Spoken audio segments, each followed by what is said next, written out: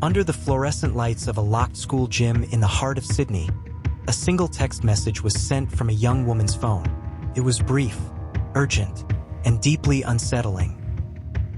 It was sent just minutes after she had been brutally killed. What followed would unravel as one of the most chilling, meticulously documented crimes in recent Australian history. Not because it was loud or chaotic, but because it was quiet, planned, and carried out by someone who knew exactly where to stand, when to wait, and how long to stay. This is the story of Lilie James. Lilie James was 21 years old. She was a university student studying sports management, and she worked as a sports assistant and water polo coach at St Andrews Cathedral School, an independent school in Sydney's central business district. To the students she coached, she was energetic and encouraging. To her colleagues, she was reliable, capable, and warm. To her family, she was fiercely independent, close-knit, and full of plans. On Wednesday, the 25th of October, 2023, Lilie arrived at St Andrews Cathedral School like she had many times before. The building itself sat quietly among office towers and city streets, its stone exterior giving little hint of the hours that would follow. Classes ended as normal. Students filtered out. Staff wrapped up their day. By early evening, the campus was largely empty. Lilie stayed back to coach water polo. It was routine. She had done this many times before. CCTV footage would later show her moving through the school that afternoon, relaxed and smiling, chatting casually with colleagues. There was nothing in her demeanor to suggest fear or unease. One of those colleagues was Paul Thidgen.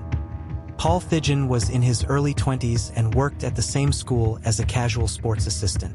Earlier in the year, he and Lilie had briefly dated. The relationship lasted just over a month. 5 days before her death, Lilie ended it. To her, it was a decision made and finished. To him, it became the beginning of something far darker. In the days leading up to October 25th, Thidgen's behavior escalated. Evidence later presented at a coronial inquest revealed he had been obsessively monitoring Lilie's movements using Snapchat location features. He visited her home repeatedly. He watched her routines.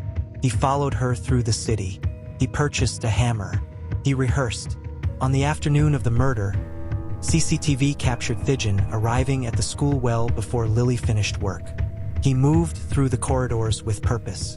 At one point, he placed a cleaning in progress sign outside a bathroom near the school gym. He adjusted doors. He walked in and out of the area multiple times, as though practicing a route. At approximately 7:14 p.m., Lilie entered the gym bathroom to change into her swimsuit. It was a larger, accessible bathroom, chosen for convenience. CCTV showed Thidgen waiting just outside. He was holding a hammer. What happened next took less than a minute. Thidgen entered the bathroom and attacked Lilie without warning. He struck her repeatedly in the head and neck with the hammer. Later forensic analysis would determine she suffered at least 25 blunt force injuries. Defensive wounds on her arms and hands showed she tried to protect herself. There was no evidence of sexual assault. The violence alone was catastrophic. Lilie James died on the tiled floor of that bathroom. And then, instead of fleeing, her killer stayed. For more than an hour, Thidgen remained inside the bathroom with her body. CCTV showed him moving calmly through the gym area afterward. He washed himself. He changed clothes. He checked his surroundings. There was no frantic behavior, no visible panic. During this time, he picked up Lilie's phone. Using her device, he sent a message to her father, Lilie James. "Don't ask why or call. Please come to the school now and pick me up." Lilie James received the text and immediately sensed something was wrong. He replied quickly, "Are you okay?" Minutes later, another message came back from Lilie's phone. "All good. Just came trouble." The wording was strange, uncharacteristic, alarming. Jamie attempted to call. The calls went unanswered. He sent more messages, asking where she was, telling her he was on his way. The silence stretched on. Inside the school, Lilie lay dead. At 11:45 p.m., nearly 4 hours after the attack, Thidgen made a call to 000. His voice 911, was what's your calm, emergency? detached. He told the operator there was a body in a bathroom at St Andrews Cathedral School. He did not say whose body it was. He did not explain what had happened. Police arrived at the school shortly after midnight. When officers entered the bathroom, the scene was so violent that they initially struggled to identify the victim. Her hair was matted with blood. The extent of the injuries obscured her features. It was only after reviewing CCTV footage that they confirmed the body was Lilie James. Meanwhile, Lilie James arrived at the school, responding to the messages sent from his daughter's phone. What he encountered there would change his life forever.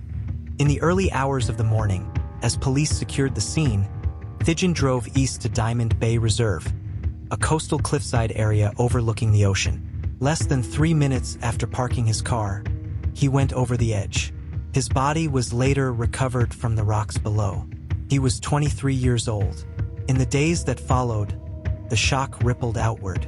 Students, parents, and staff at St Andrews Cathedral School struggled to comprehend what had happened within the walls of a place meant to be safe. Flowers appeared outside the school gates. Vigils were held. Lilie's name filled headlines across the country. As investigators pieced together the timeline, a clearer picture emerged, one of premeditation, fixation, and control. CCTV footage showed Thijan rehearsing movements earlier that day.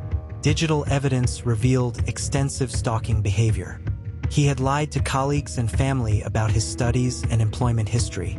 Experts later testified that his actions were not impulsive, but deliberate. The coronial inquest heard that after Lilie ended the relationship, Thijan's need for control intensified.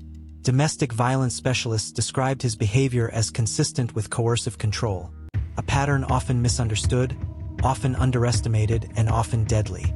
The text messages sent to Lilie James were scrutinized closely. The coroner confirmed Thijan was the only person who could have sent them. They were not acts of remorse. They were acts of manipulation, designed to control the discovery of Lilie's body and delay intervention. For Lilie's family, the details were devastating. They spoke of a young woman who loved her independence, who was excited about her future, who had no reason to believe that ending a short relationship would put her life in danger. They described the anguish of receiving those final messages, the confusion, the fear, the moment hope gave way to reality. The coroner ruled Lilie James' death a homicide caused by multiple blunt force injuries to the head and neck. The findings emphasized the calculated nature of the crime and the urgent need for greater awareness of coercive control in intimate relationships. Lilie's death became part of a broader national conversation about violence against women, about warning signs that are often missed, and about the quiet escalation that can occur behind polite smiles and everyday routines. She was remembered not for the way she died, but for how she lived, for her kindness, her dedication, her laughter, her impact on the students she coached and the people who loved her. The bathroom where she was killed was just meters from where children trained, learned, and laughed. The contrast was unbearable. And it all began with a message sent from a phone that no longer belonged to the person whose name was on the screen. A message that asked a father to come quickly. A message that arrived too late. Lilie James was 21 years old. Her life ended on a quiet Wednesday evening. And the echoes of that night still linger, in courtrooms, in classrooms, and in the unanswered question of how something so carefully planned could remain unseen until it was irreversible. Every case deserves to be heard, and your support helps us keep these stories alive. If you have a theory on today's mystery, drop a comment below. I read every single one. If you found this deep dive impactful, please hit the like button and subscribe to join our community. Sharing this video also helps bring more eyes to these cases, which can make all the difference. Thanks for watching, and I'll see you in the next one.